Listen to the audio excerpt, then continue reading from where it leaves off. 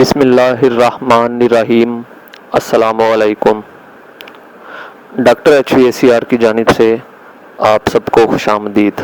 आज के video lecture में हम पोटेंशियल रिले के कनेक्शन करना सीखेंगे। पोटेंशियल रिले को वोल्टेज रिले भी कहते हैं। पोटेंशियल रिले का इस्तेमाल एयर कंडीशनर और वाटर कूलर के कंप्रेसर के साथ उस वक्त किया जाता है जब कंप्रेसर की स्टार्टिंग वाइंडिंग कमज़ोर हो जाए और उसके साथ स्टार्टिंग कैपेसिटर लगाना पड़े। लिहाजा उस स्टार्टिंग कैपेसिटर को सर्किट से अलग करने के लिए पोटेंशियल रिले इस्तेमाल की जाती है। पोटेंशियल रिले को जब देखा जाए तो इस पर काफ़ी सारे पॉइंट बने होते हैं, लेकिन उसमें से सिर्फ 3 पॉइंट इस्तेमाल किए जाते हैं, 1 नंबर, 2 नंबर और 5 नंबर।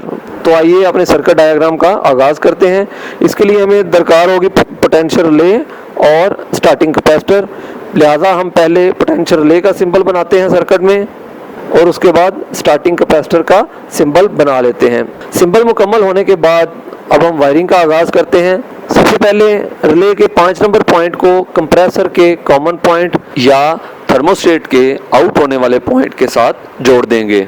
उसके बाद रिले के 2 नंबर पॉइंट को कंप्रेसर के स्टार्टिंग टर्मिनल के साथ जोड़ देंगे या स्टार्टिंग पॉइंट के साथ जोड़ देंगे। उसके बाद स्टार्टिंग कैपेसिटर को सर्किट में इस्तेमाल होने वाली न्यूट्रल वायर के साथ जोड़ेंगे और आखिर में स्टार्टिंग कैपेसिटर के दूसरे सिरे को पोटेंशियल रिले के 1 नंबर पॉइंट के साथ जोड़ देंगे। इस तरह से हमारी पोटेंशियल रिले के ये कनेक्शन मुकम्मल हो जाएंगे।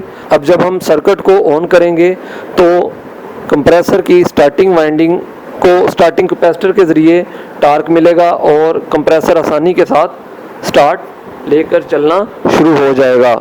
जो ही कंप्रेसर स्टार्ट लेगा, रिले के 1 नंबर और 2 नंबर पॉइंट के दरमियान लगा हुआ स्विच ओपन हो जाएगा और इस तरह से स्टार्टिंग कैपेसिटर सर्किट से कट जाएगा और सर्किट को सिर्फ रनिंग कैपेसिटर के ज़रिए उसी तरह सप्लाई मिलती रहेगी जैसे पहले मिल रही थी और कंप्रेसर आसानी के साथ रनिंग वाइंडिंग के ज़रिए चलता रहेगा।